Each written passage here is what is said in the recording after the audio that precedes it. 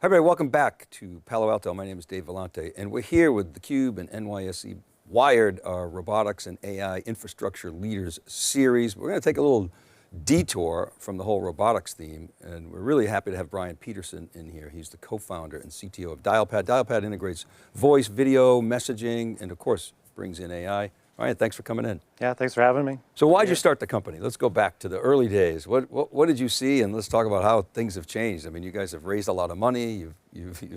You're moving markets. Yeah. So so my background, our team's background was we were the Google Voice team. So we were back at Google around 2010 doing Google Voice to 10 million plus users, consumer users, not necessarily business users. Right. Then at the time we thought this technology, advanced communications for cloud, all the different advanced routing, that it made so much sense for businesses.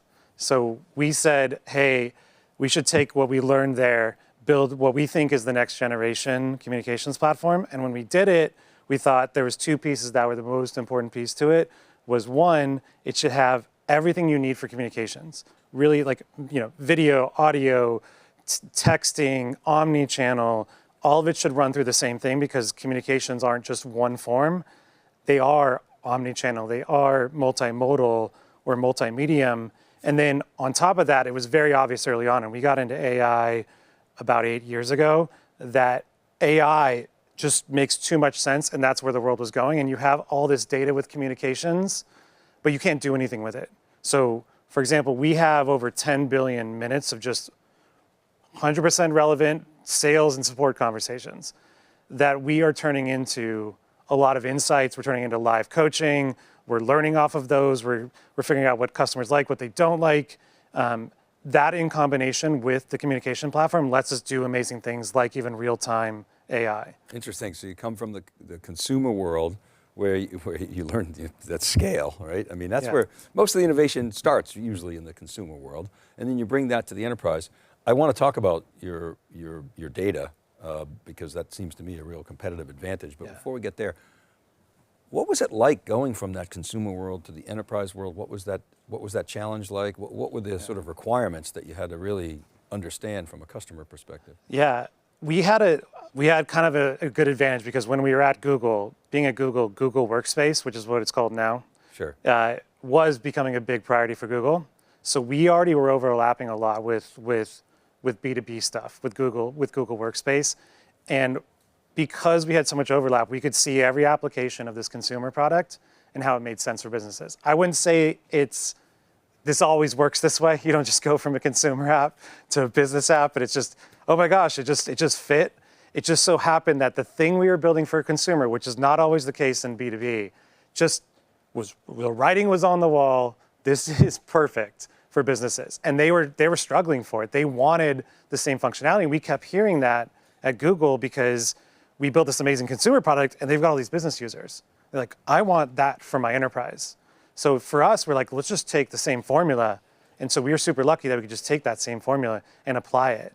And then once we knew all the extra data we need, the insights, it was, I hate to say, I know sometimes you should say, oh, we did all this research, but we were pretty lucky and it was kind of obvious. But it's not like that for everyone, you can imagine. Yeah, totally. So you have 10 billion minutes, all this data, and then, so how did you sort of get there? What were the use cases that got you there? And you're mentioning, sales support and live coaching. What was the journey to get to these? Yeah, well, the first thing is we built the most modern communication platform, like customer communications platform, we think, in the world. We're in over 50 countries with customers. We're at scale with, like I think I said before, like millions of conversations a day. It has been, our main product, Dialpad, has been out, over 10 years now. So it is something that we've grown into, but now it's obviously, you can imagine after COVID and stuff is exploding. So we went with build the best communication platform and something that was pure cloud, super easy to onboard, deploy anywhere, which became a big deal, obviously, with hybrid. Yeah. We were going against a lot of companies who were mostly desk phone, and you being at your desk. We knew that Wi-Fi and internet and your computer was going to get better, so we built pure cloud. So that already differentiated ourselves to the point where we've been able to get to this scale. But when we got heavy into AI about 8 years ago, it's just been a constant journey as people buy us. From the beginning, mostly they bought us because we're AI native communications platform. So they already were buying us not just for the communications, they were buying us for the AI too, which gave them the confidence and to let us use their data to get better because they saw the vision of where this communications was going. And then over time, with just, again, that growth and word of mouth, and we've put a lot of emphasis on user experience and super easy to use, over time they started using the AI more. And one example is, you'll see with a lot of contact centers out there or other communications platforms, they added AI maybe in the last 2 years.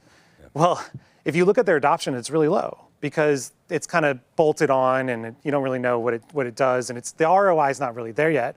Well, we've had it for 8 years. One of our most used features is real-time assist, where we automatically detect the question for your sales team, for your support team, and give the response.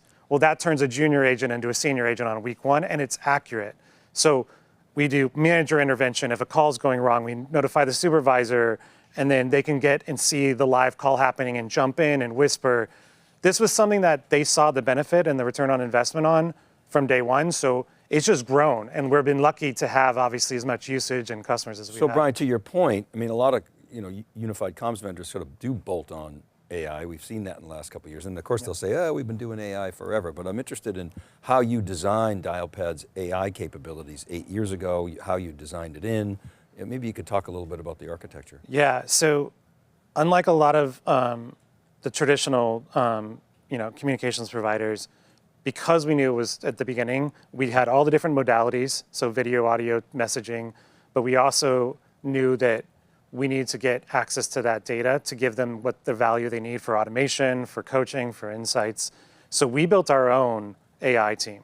We built our own NLP, natural language processing team, our own machine learning team.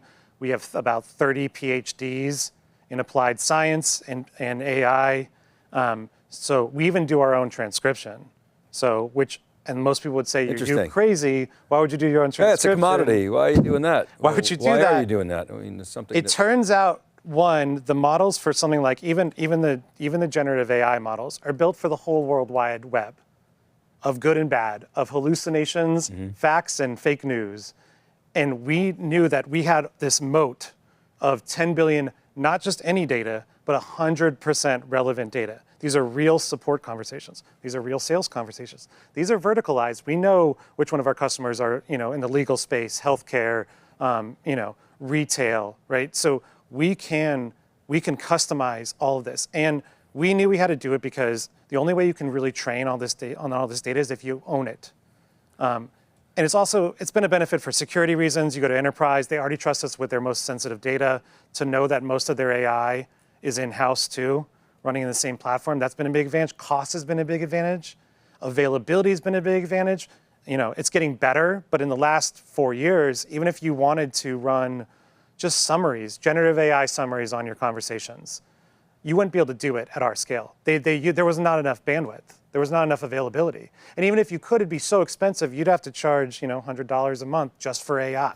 Right. When there would be a showstopper. So when we are able to build our own, we built our own LLM, we call Dialpad GPT, we've been able to run over 400 million generative AI summaries in less than 2 years, which I've been claiming is the world record.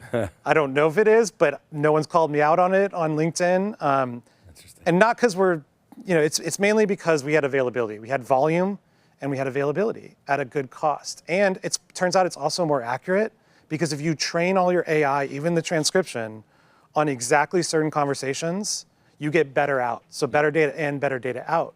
So the future is moving to like these small language models that are more verticalized. And that's where we're right there front and center on because we have the team who knows how to scale it and to customize it. So we knew we had to do it. So very high fidelity data and you've got this verticalized data. So you're building vertical small language models. Is it based on sort of one mainspring model or do you sort of have a collection of models? Yeah, so it starts with a bunch of definite open source stuff too, but with our own recipes, we call them, with our own training of our data on those open source models, which you couldn't do at the volume we need to do if we just used, a chat GPT or anything like that, right?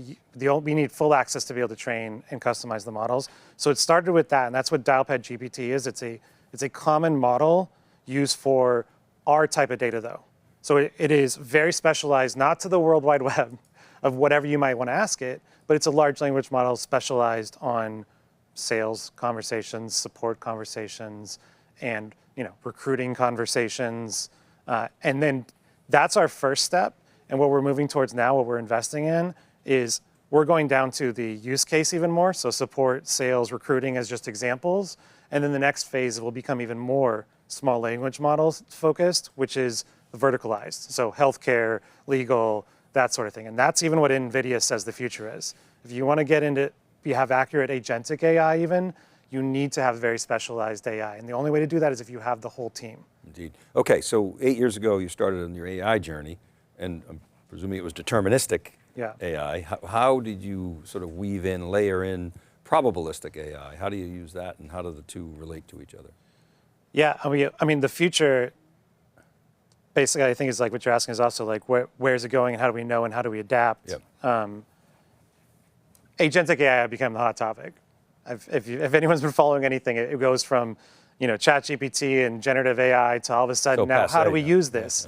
And so it goes to now the new hotness is agentic AI, and that is, we believe strongly in that too. There's a reason why there's a lot of investment in it, is that this generative AI is so special, but no one knew what to do with it yet, other than to maybe summarize some things and write some emails. Now we're realizing that this stuff is going to be really amazing at automating things. And that's the next frontier. We just announced our agentic AI platform that's coming in the fall, that's going to let these customer communications things be automated. So, and by that we know that, again, back to the better together of we own the entire communication platform, coming from Google Voice and having all that expertise on scale and being worldwide, but we have the AI pipe, the connective and native to it. We then can have humans and bots training themselves. That's the future, and I'm not a believer that the entire world's going to be automated. I'm not one of those people who says 100% of customer support interactions are going to be automated. I don't see that happening in our experience. I think, though, it's going to go from 0 or 5% to a very large percentage are automated, but they're all easy stuff, right? But the bots know also the conversations happening with customers, so they know where they have answers or don't have answers, and you get feedback. Then this humans on the agent side also have really good conversations, and they're usually better experts, especially the more senior ones. They then can train the bots, or we can find gaps where, hey, you're doing all these things that are very tedious, that are very basic, that you don't need your really good human agents to be doing. It's wasting their time. They should be working with important customers instead of doing basic stuff like change my address. Yep. Well, that's where we can determine that stuff and automatically have it learn from each other. And you've got the human in the loop. The human in the loop is a big thing that I think a lot of the agentic startups are finding is a gap. And customers are demanding that. They have the gap. So, they still, and it goes from bot to human, back to bot to human, and you can your agents can learn from those exceptions and the reasoning traces of humans. How does that work? Yeah, it's all reinforcement learning. And because you have that data, the perfect gold data, and you have real conversations happening. Our future is even down to the individual business. You know what the right answer is. It's down to the individual business. We already know the right answer because that answer has been given 1,000 times in the last 2 years to your call center. And we know that it's the right answer because, one, it's repeated a lot, and because we have other things like we have our own proprietary AI CSAT model. So it's customer satisfaction with 90% accuracy on every call.